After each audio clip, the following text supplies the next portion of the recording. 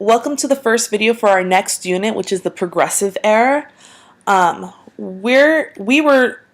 Previous unit, we were talking about the Gilded Age, how things appeared to be all, good and fine and dandy, but they actually weren't. There were some serious issues underneath. And in this unit, we're going to talk about trying to fix some of those issues that were going on.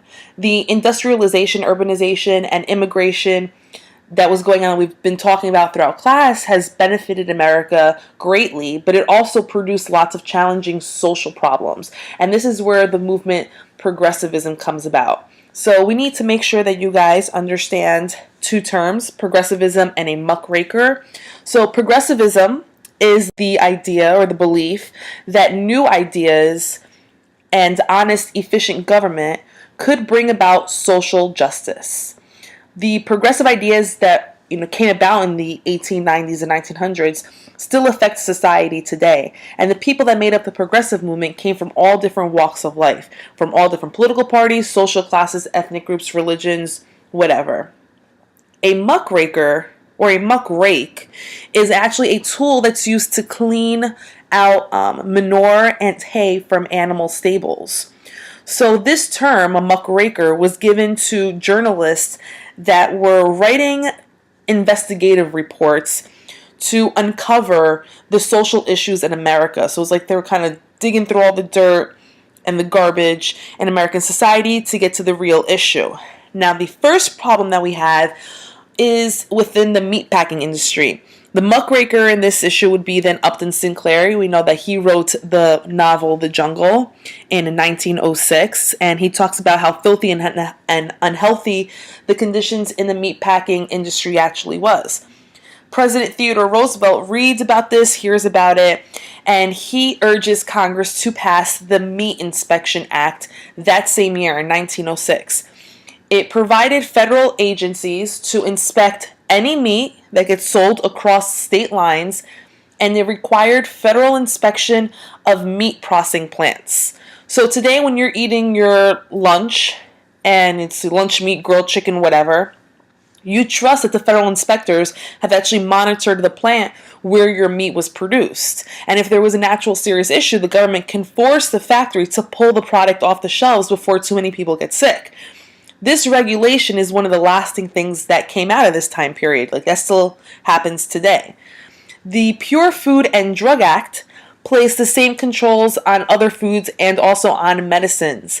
And it also banned the interstate shipment of impure food and the mislabeling of food and drugs. So today, the Food and Drug Administration, the FDA, still enforces this law and lots of others. They monitor companies to make sure that people are not hurt by any dishonest labels or anything like that. And before a drug could be sold, for example, it has to be tested and approved by the FDA. So these are things that are still in effect today that came simply from Upton Sinclair writing The Jungle. Now let's go into the next one.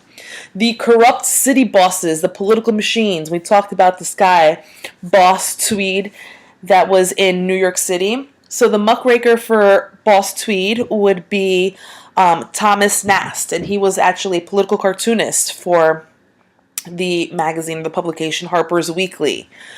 Some progressivists thought that political reform was the most urgent because politics was just so corrupt.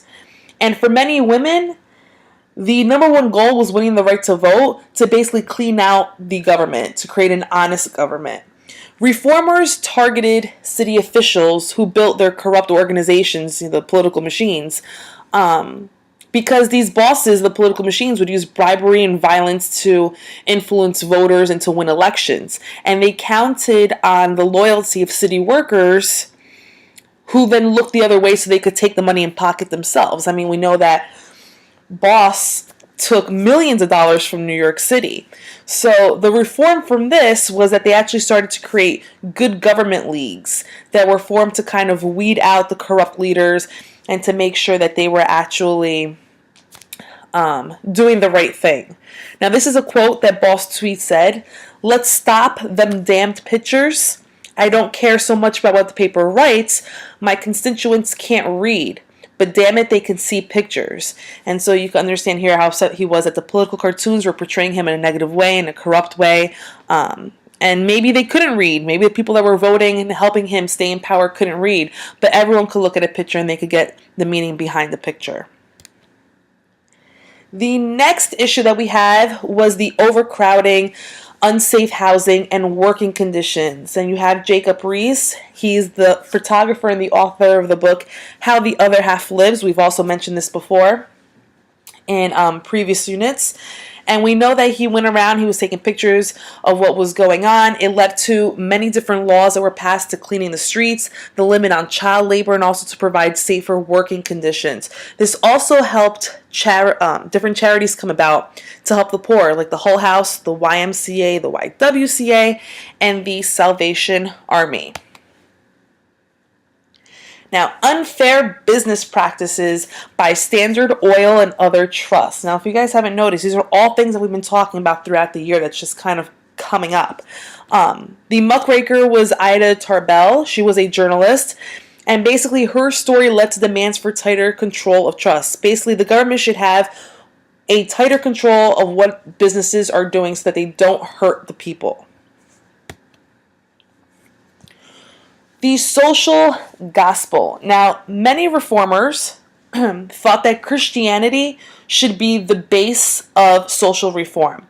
By following the Bible teachings about charity and justice, people could make society into the kingdom of God. And so the followers began to urge the end of child labor and a shorter work week, and they also pushed for the federal government to limit the power of corporations and trusts because it was based in Christianity. Christians should be able to go to church instead of working. Kids shouldn't be working crazy hours. It's the idea that everything that the Bible teaches should be the basis of actually solving the issues in America. Which leads us then to settlement homes, created by Jane Addams. So an important goal of many of the progressives was to improve the lives of poor people in the cities. And one of the approaches were settlement houses. So a settlement house it had like a bunch of different things. It gave mothers classes in childcare. It taught English to immigrants. They had nursery schools, kindergartens, and it also provided theater, art, dance programs. So it was kind of like a community center. A woman named Jane Addams became the leading figure in the settlement house movement. In 1889, Addams opens up the Hull House, which was the first one. The first settlement house opened up in Chicago. And by 1911, the country had more than 400 settlement homes. Religious organizations like the Young Men's Christian Association, the YMCA, also provided services for the urban poor. In addition, its goal was to promote Christian values, and the YMCA offered different classes, dances, sports, and the same exact thing for the YWCA. The YWCA was just for women to attend. The YMCA was for the young men to attend. And here is a photo of what a Hull House nursery looked like. Which leads us into protecting children and education. So progressives tried to help children more than probably any other group. Leading the effort was a lawyer by the name of Florence Kelley. So Kelley helped convince the state of Illinois to ban child labor, and then other states soon followed into similar laws. In 1902, Kelley helped to form the National Child Labor Committee, which successfully lobbied the federal government to create the U.S. Children's Bureau in 1912. This bureau, the U.S. Children's Bureau, was supposed to examine the issues that affected the health and welfare specifically of children. This agency still works today to protect kids.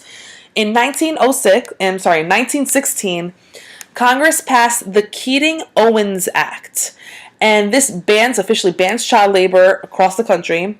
But then 2 years later, the Supreme Court rules this law unconstitutional, and it actually wasn't until 1938 that Congress would officially end child labor for good. Progressives tried to make children's lives better also by improving their education. And a number of states passed laws that required children to attend school to a certain age. However, there were then debates about what children should learn and how they should learn and how many hours they should learn and all these different types of things about what actually should happen in school. Some argued that the kids should only be taught work skills, like vocational skills. Others thought that kids should learn how to appreciate literature and music. And almost every educator agreed that a girl's education should be different from a boy's education. Now, the educator John Dewey criticized American schools for teaching children to simply memorize facts and to really not think creatively. Dewey wanted schools to teach new subjects like history and geography, as well as the practical skills like cooking and carpentry. His ideas were not recognized and adopted all at once, but in later years, more states began to kind of listen to what he was saying and put them into effect. If you're looking at this Let's Think down over here, you have two different charts, and they last from the same years, 1870 to 1930. And look at the percentage of kids who are enrolled in public school versus the percentage of children that are employed. And you have two questions to answer based on the two graphs that we just looked. So let's think of an answer, and we'll talk about this then later on. Industrial workers. In the early 1900s, and we've talked about this factory fire before, the U.S. had the highest rate of industrial accidents in the world. The long hours, the poor ventilation, the fumes, the unsafe machinery threatened workers' health, and it also threatened their lives. Each year, around 30,000 workers died on the job, and another 500,000 were injured. In March of 1911, a fire at the Triangle Shirtwaist Factory in New York City focused attention to the need of protecting workers. So workers in the factory had a little chance of escaping because managers had locked up most of the exits. The fire ends up killing 146 workers. Most of them were young Jewish girls, and some of them even jumped from the windows out of desperation because they just couldn't take it inside of the factory that was on fire. After the blaze, the progressives intensified their calls for reform. New York passes laws to make the workplace safer, and then other states start to pass the same laws that New York did. Many states also adopted workmen's comp laws, which sets up funds to pay workers that are hurt on the job. And some states also passed laws limiting the number of hours in a workday to 10 hours a day. Now, we have reached the end of the video. You guys should be able to answer these 8 questions. If not, go back, rewatch, and I will see you guys tomorrow in class.